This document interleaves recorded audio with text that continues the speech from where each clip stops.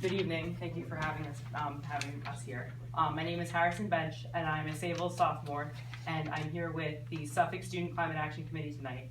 And we are here urging Sayville School District to go 100% renewable energy by 2030. To clarify, we're not here imposing on this year's budget. We're here to initiate a green energy transfer within the following year. I want to begin by thanking you guys for implementing greener technologies in the schools already, including LED lights and solar panels. But I have to ask, what comes next? Welcome to my future. Welcome to higher temperatures, sea level rise, and stronger hurricanes. Welcome to our future. If we want to prepare ourselves, our children, and our grandchildren for the fate that lies ahead, we have to adjust to climate change. So we think we have to start somewhere, and we here believe that Sayville Schools could lead other communities and districts into transferring towards more greener technologies. Thank you. Thank you.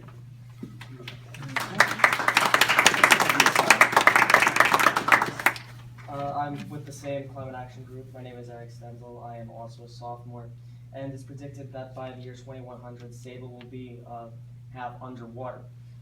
Therefore, it should be our duty as one of these communities that could possibly be underwater to try to address this issue as best we can. Sayville is a community which actually has a huge emphasis on marine industries for tourism, sending ferries over. A lot of people come to Sayville to go to Fire Island. They use the ferry service. We actually have a student in our school, the high school, whose family owns the ferry service. And if we keep seeing water levels rising, what's going to happen is these industries are possibly going to shut their doors, and then less businesses going to come to Sayville. Businesses aren't going to want to stay in Sayville, and then that affects the budget itself, and we're going to have to probably cut programs, especially considering that half the town is underwater.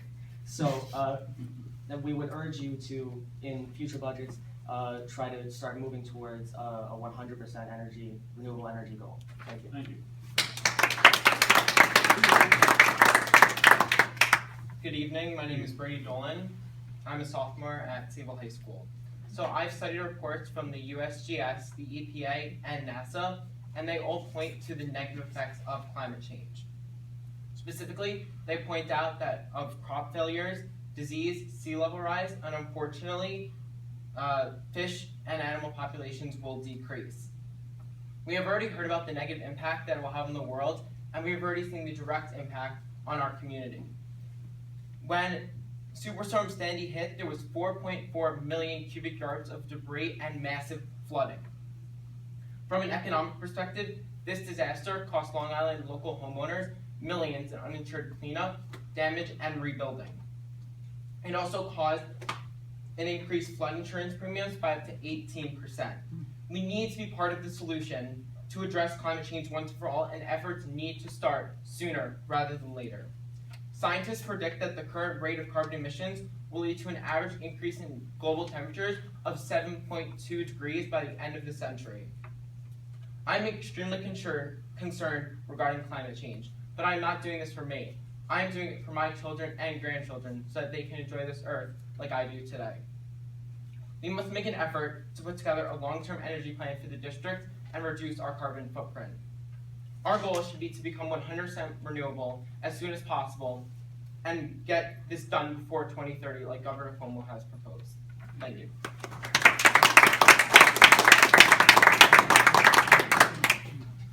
Hello, my name is Hannah Bishop. I'd like to clarify that while it's not this generation's fault for global climate change, this generation is the last generation that can prevent the worst of it. Taking responsibility is our duty, and I will gladly put the burdens weight on my shoulders if it means saving my planet and every living creature that calls Earth home. We hold the future's fate in our hands, and history is watching. We are a connected community, united more than most other towns. With this as our edge, Sayville has the opportunity to lead school districts into a cleaner future. We could be pioneers, providing a model that for others to follow that will ultimately help us save our planet. And we won't be making steps forward alone either. We've already begun collaborating with Supervisor Carpenter and council members of ISLIP to make the transition to clean electricity. Now, we would like to start the steps that will allow our schools to follow by asking you all to keep us in mind when setting up future budgets at future meetings. Together, we have the ability to change the world for our future kids. We'd like to set up a separate meeting with the superintendent and board to discuss a way to realistically implement going 100% renewable electricity by 2030.